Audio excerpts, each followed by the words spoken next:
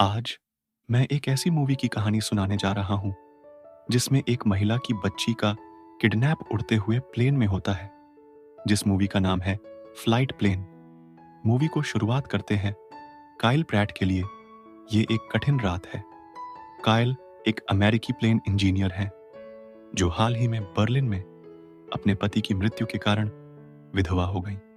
उसे अपने पति के शरीर को अपनी 4 साल की बेटी जूलिया के साथ अमेरिका की फ्लाइट में ले जाना है। अपनी चिंता से राहत पाने के लिए गायल अपने डॉक्टर द्वारा बताई गई गोलियां लेती है। अगली सुबह बाहर बर्फबारी हो रही थी और एक टैक्सी उन्हें एयरपोर्ट तक ले जाने के लिए इंतजार कर रही थी। एयरपोर्ट पर काइल जूलिया को खो देती है। वो घबरा जाती है। वो यहाँ अजनबियों, जोड़ों, विदेशियों, बड़ों को देखती है, लेकिन कोई भी यहाँ बच्चे जैसा नहीं था। वो फिर मुड़ती है। वहां एक छोटी दुकान के पास जूलिया दिखती है। चिल्लाकर वो उसे उसकी अनुमति के बिना इधर उधर न घूमने की सलाह देती है। काइल और जूलिया जल्द ही उस प्लेन में सवार होंगे जिसे डिजाइन करने में काइल ने मदद की थी। वो केबिन में प्रवेश करने वाले पहले व्यक्ति होते हैं। जूलिया अपनी खिड़की से बाहर देखती है। फिर वो अपनी सांस से उस खिड़की को भांप देती है और अपनी उंगली से भांप में एक छोटा सा दिल खींचती है। फिर काइल एक नैप लेती है। नैप से जागने पर उसे पता चलता है कि जूलिया अपनी सीट से गायब हो गई है। काइल अन्य यात्रियों से पूछने की कोशिश करती है, लेकिन किसी भी यात्री को याद नहीं है कि उसने उसे देखा था। एक फ्लाइट अटेंडेंट ने सुझाव दिया कि जूलिया अपनी उम्र के बच्चों के साथ खेल रही होगी। काइल गलियारे से नीचे चली जाती है और उसे ढूंढने की कोशिश करती है, लेकिन अभी भी जूलिया का कोई संकेत नहीं मिलता है। काइल बेचैनी के साथ इधर उधर देखती रहती है। फिर वो उनकी सीट्स की दोबारा जांच करती है। जहां वो बैठे थे वो उस कंबल के नीचे देखती है और उसे वहां एक हाथ वाला भालू मिलता है, लेकिन जूलिया नहीं। ये अजीब था क्योंकि जूलिया अपने भालू के बिना कहीं नहीं जाती थी। फिर वो जूलिया को ढूंढने में मदद करने के लिए एक फ्लाइट अटेंडेंट स्टेफनी से संपर्क करती है।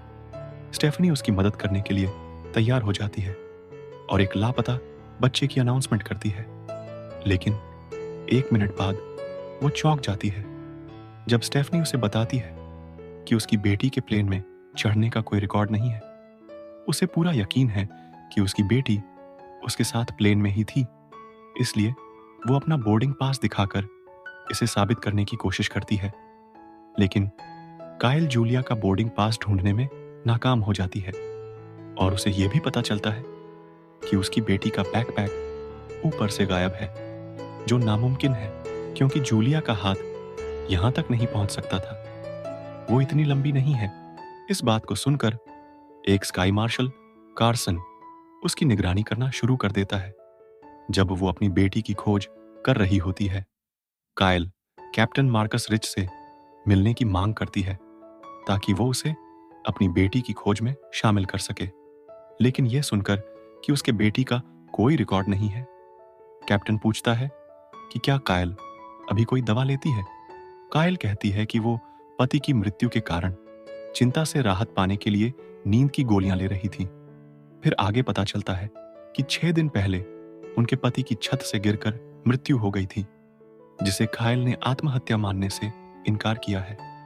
कप्तान और स्टाफ को शक है कि काइल अपने पति की मौत से मानसिक रोगी हो गई है और उसने अपनी बेटी को प्लेन में इसके साथ होने की कल्पना की है।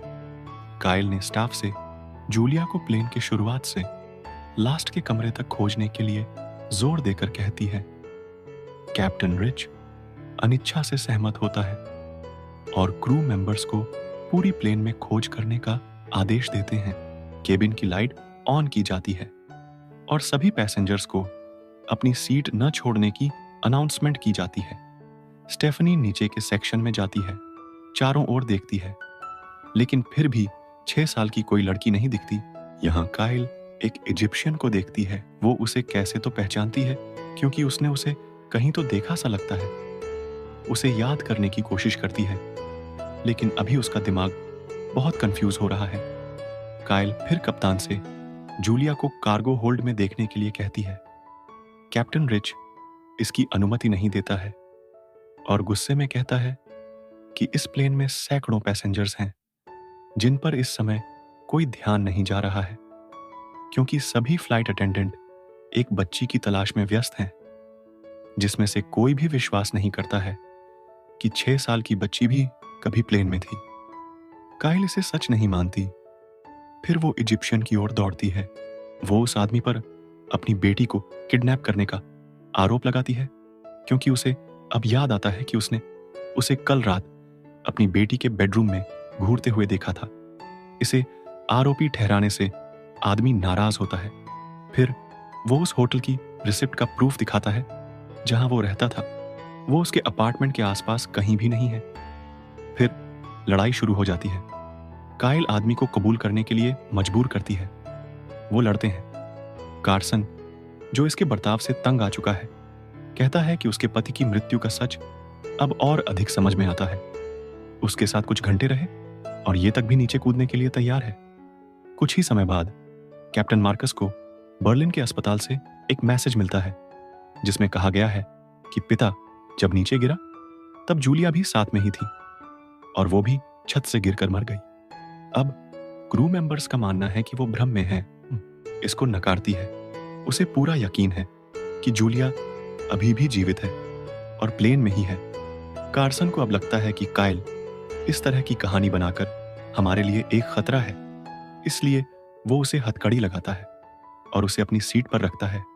थेरेपिस्ट लिसा उसके पास आती है और उसे सांत्वना देने की कोशिश करती है, जिससे काइल को खुद पर ही डाउट होने लगता है।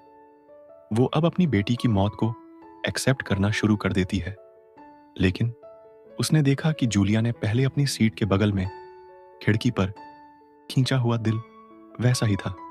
काइल सोचती है कि यहां पर कुछ तो अजीब चल रहा है। फिर वो थेरेपिस्ट को उसे बाथरूम में ले जाने के लिए मनाती है। काइल बाथरूम में जाने के बजाय वो ऊपरी डिब्बे में चढ़ जाती है और विमान के इलेक्ट्रॉनिक्स को तोड़ देती है, जिसे ऑक्सीजन मास्क नीचे करती है और प्लेन की सारे लाइट में बाधा डालती है, जिसे सभी पैसेंजर और क्रू मेंबर घबराने लगते हैं। लेकिन कार्सन को पता चलता है कि इसके पीछे काइल का हाथ है। काइल फ्रेड डेक तक पहुंचती है। वहां उसे अपने पति का ताबूत मिलता है। वो पति के ताबूत को खोलती है।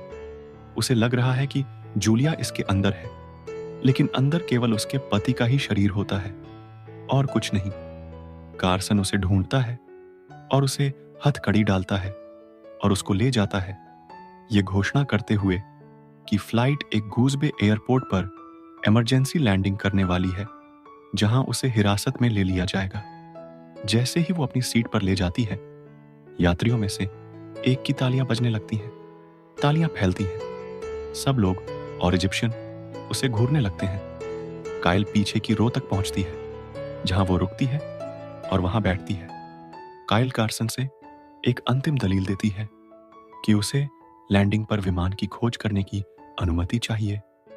कार्सन एक पल के लिए सोचता है, फिर कप्तान से बात करने का फैसला करता है, लेकिन कप्तान से बात करने के बजाय वो नीचे डेक में जाता है और वहां काइल के पति के ताबूत में छुपाए गए 2 एक्सप्लोसिव और एक रिमोट को निकालता है। फिर एवियोनिक्स सेक्शन में चढ़ जाता है और प्लेटफॉर्म के किनारे एक्सप्लोसिव को लगाता है और वहां जूलिया को दिखाते हैं, जो बेहोश पड़ी थी। अब हमें पता चलता है कि इस सब के पीछे कार्सन मास्टरमाइंड है। कार्सन और स्टेफनी ने $50 मिलियन की फिरौती के लिए प्लेन को हाईजैक करने की साजिश रची है और प्लेन के बारे में काइल के नॉलेज के कारण उन्होंने इसको टारगेट किया। उन्होंने काइल को उस ताबूत को खोलने के लिए मजबूर करने के लिए जूलिया को किडनैप कर लिया, जहां उसने एक्सप्लोसिव और रिमोट रखे थे। कार्सन ने कप्तान को बताया कि काइल एक हाईजैकर है और जब तक एयरलाइन उसके बैंक खाते में $50 मिलियन ट्रांसफर नहीं करती है, तब तक प्लेन को उड़ाते रहने की धमकी दे रही है। कार्सन तब स्टेफनी को बताता है कि वो प्लेन को उड़ाने वाला है। बेहोश जूलिया को मार डालो और काइल को मरा हुआ छोड़कर उसके हाथ में रिमोट दे दो। काइल अभी भी जो कुछ हुआ है उस पर विश्वास नहीं कर सकती थी। वो उत्सुकता से खिड़की से बाहर देखती है क्योंकि प्लेन उतरने वाला है। इमरजेंसी लैंडिंग की वजह से सारे पैसेंजर असमंजस में हैं। उतरने के बाद सारे पैसेंजर प्लेन से बाहर निकलते हैं। जैसे ही कप्तान जा रहा होता है, काइल कप्तान के सामने जाती है। कप्तान गुस्से में बताता है कि फिरौती के पैसे दे दिए गए हैं। काइल इस बात से शॉक हो जाती है। जल्द ही उसे पता चलता है कि यह सब कार्सन कर रहा है। वो इस सिचुएशन का यूज सच्चाई को बदलने के लिए कर रहा है, इसलिए सबको ऐसा लगता है कि काइल ही हैजयाकर है।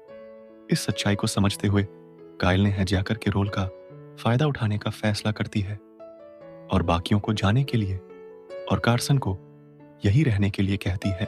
कार्सन हिचकिचाता है, लेकिन उसके पास कोई और रास्ता नहीं है, क्योंकि अगर वो मना कर देता है तो इन्हें पता चल जाएगा कि यही हाईजैकर होगा।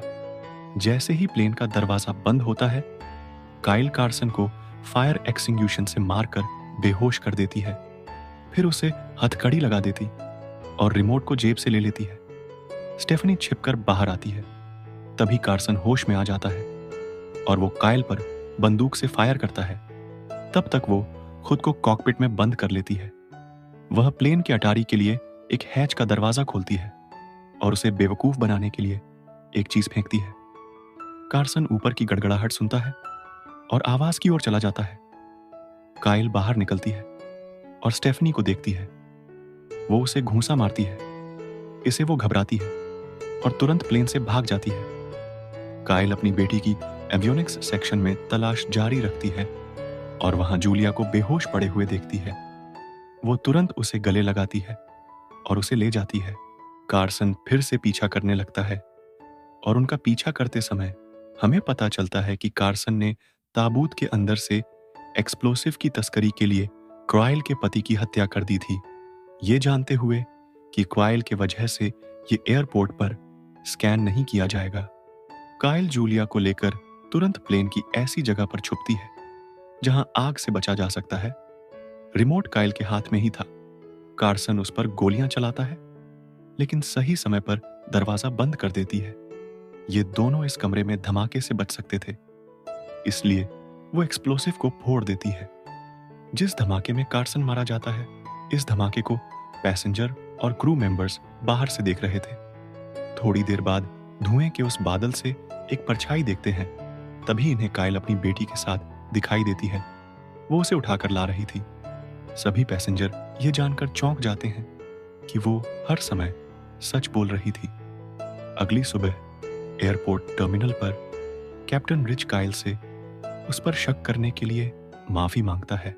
स्टेफनी को एफबीआई द्वारा हथकड़ी लगाकर ले जाया जाता है, जिसमें एक एजेंट ने उन्हें बताया कि बर्लिन मुर्दा घर के निर्देशक को भी गिरफ्तार कर लिया गया है।